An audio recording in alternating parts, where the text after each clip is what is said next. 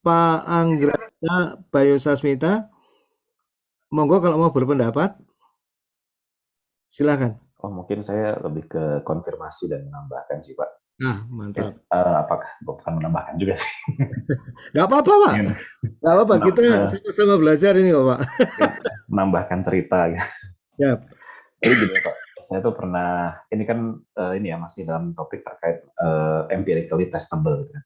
Ya, Empirically testable, bukan empirically proven gitu ya barangkali ya. ya, Nah, itu saya pernah dengar cerita tentang bagaimana planet Neptunus itu di-discovery gitu, ditemukan gitu. Itu kan pada mulanya itu ada astronom yang mengidentifikasi ada gejala gravitasional yang apa ya istilahnya ya, tidak lazim gitu di sekitaran revolusinya Uranus begitu. Dan itu kemudian menjadi semacam hipotesis gitu ya, hipotesis bahwa di sana tuh ada objek begitu. Nah, baru kemudian ketika setelah beberapa saat itu apa namanya? Setelah beberapa saat itu dianggap sebagai suatu hal yang sifatnya hipotetikal, baru kemudian ditemukan bahwa memang apa namanya di dekat apa namanya? Di dekat cincin, bukan cincin ya, di dekat jalur revolusinya Uranus itu ada planet yang lain begitu, seperti itu. Lalu kemudian barangkali cerita yang lain itu adalah mengenai discovery dari atom gitu. Di mana atom itu kan eh, yang dikerjakan oleh apa namanya? Bukan inventornya ya, penemu, bukan ya penemu lah ya saya katakan. Penemunya itu kan sebetulnya kan apa namanya? Menembakkan gitu ya, menembakkan dengan katodik ray tube itu untuk kemudian dari situ ini gini, saya kurang ingat detailnya seperti apa, tapi yang jelas gejalanya itu bukan dengan melihat si biji atom itu begitu, tapi melihat bahwa dalam partikel itu dengan apa namanya ditembakkan ada sebaran tertentu yang menunjukkan bahwa di situ ada benda bermassa gitu. Ada benda bermassa dan bermuatan.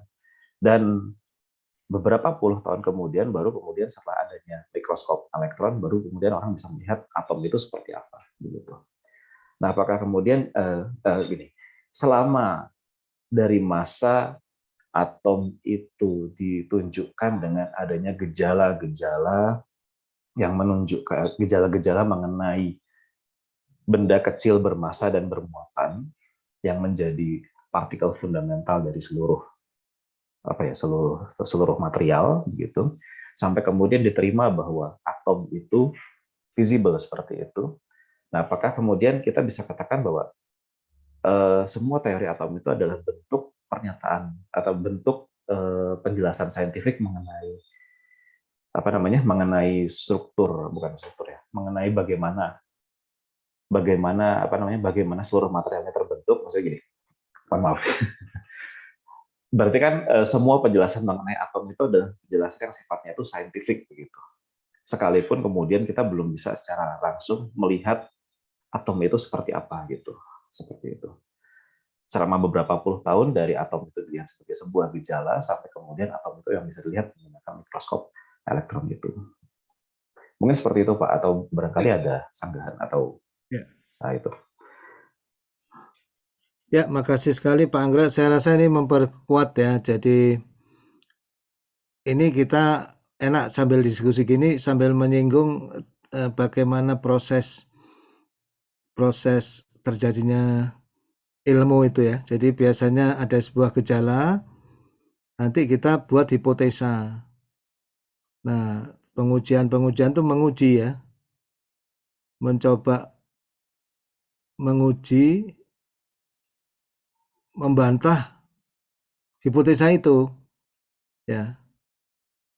Jadi kayak misalnya seperti yang diceritain Bapak tadi, oh ini ada sebuah objek. Nah, objek lain selain Uranus gitu. Pengujian-pengujian berikutnya tidak bisa membantah adanya objek lain selain Uranus. Ya, makin banyak diuji, makin banyak akhirnya astronom hipotesanya itu meningkat bahwa oh, objek itu harus merupakan planet. Nah, terus data-data berikutnya tidak bisa membantah bahwa keberadaan planet Pluto itu betul-betul ada di situ. Nah, jadi strukturnya kira-kira seperti itu. Jadi ada hipotesa. Jadi karena ada sesuatu yang nggak bisa dijelaskan, muncullah hipotesa baru. Hipotesa baru ini menurut logic of scientific discovery, kita jangan sampai masuk ke bias konfirmasi. Kita mengumpulkan data yang memperkuat hipotesa itu. Justru para saintis itu biasanya menghantam hipotesa baru ini dengan karya CT. Dilawan. Loh, dilawan kayak apapun kok nggak bisa.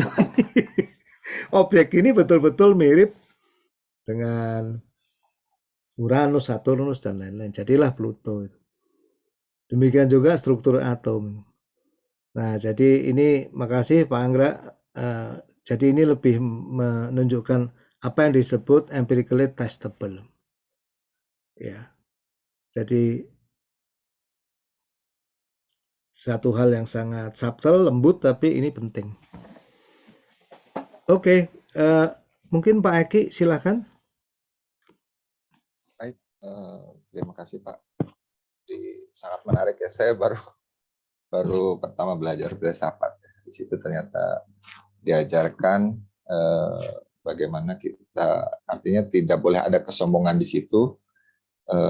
Karena memang tidak ada yang mutlak ya. Jadi pengetahuan itu kan tidak ada yang mutlak. Artinya mungkin ketika kita menemukan sesuatu teori ya, itu kan bisa terbantahkan di waktu-waktu berikutnya ya. Nah, di sini tadi Bapak mengatakan bahwa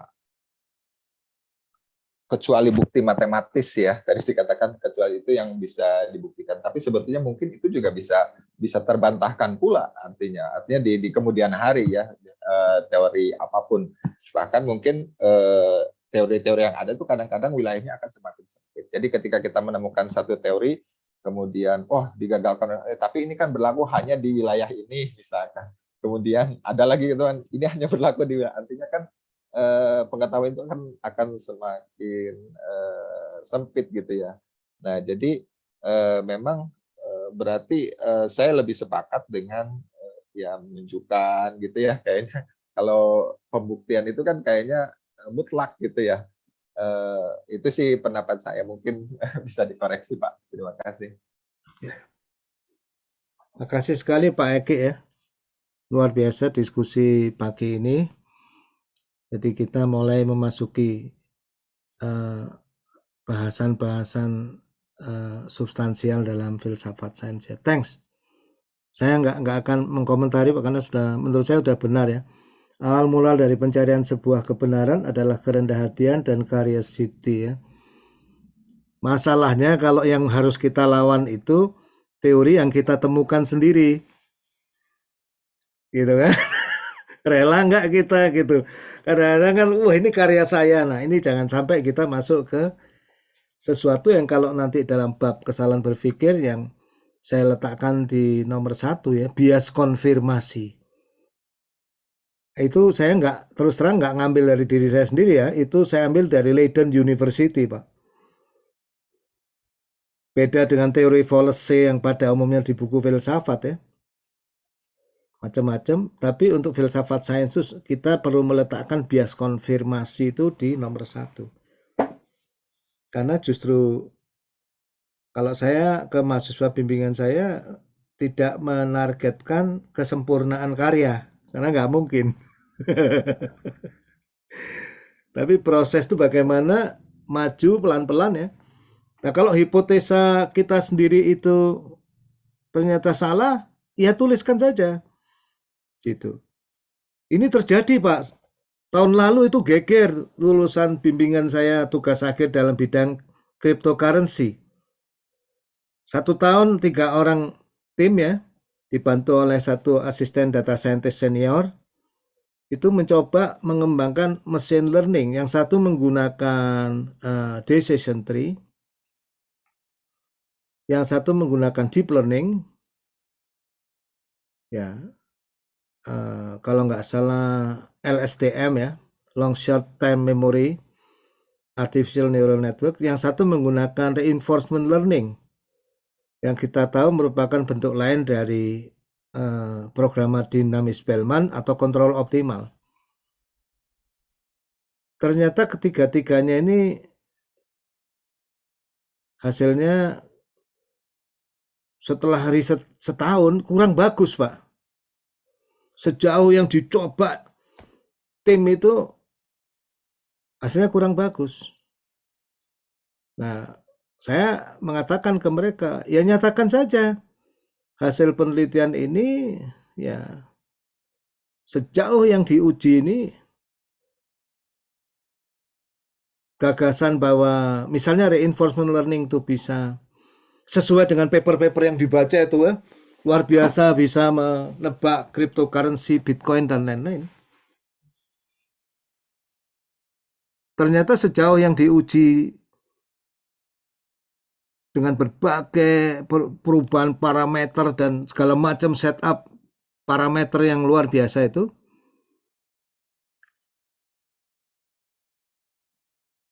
nggak bisa, tidak terbukti bahwa dia itu, bukan tidak terbukti, tidak bisa ditunjukkan bahwa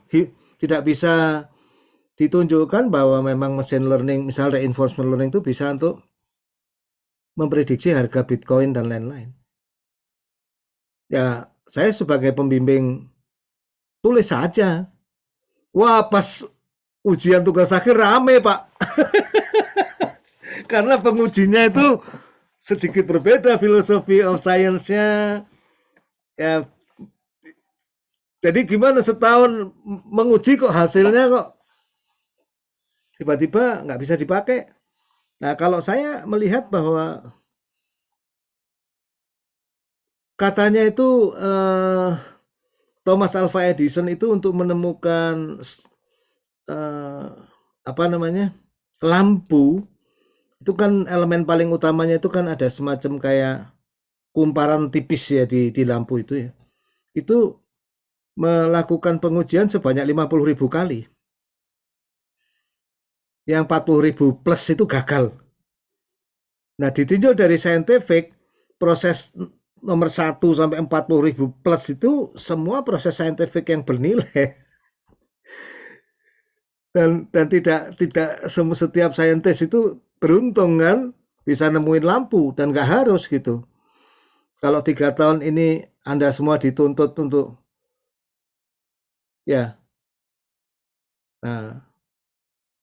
menemukan sesuatu sampai betul-betul bermanfaat, ya kita bisa terjebak di bias konfirmasi. Ini sebuah kisah nyata ya, karena baru selesai ya. Akhirnya saya ngambil konsensus aja, tetap aja diubah karena teman-teman saya penguji lain begitu, ya kita nggak boleh terjebak dalam kesombongan juga, kengototan juga. Wordingnya kita pilih yang cukup arif lah. Masih ada hasilnya lebih kita tunjukkan secara objektif saja, ya kita serahkan saja pada para pembaca untuk nanti menilai, begitulah. Kita akan lanjut Pak ya, habis ini kita break sebentar.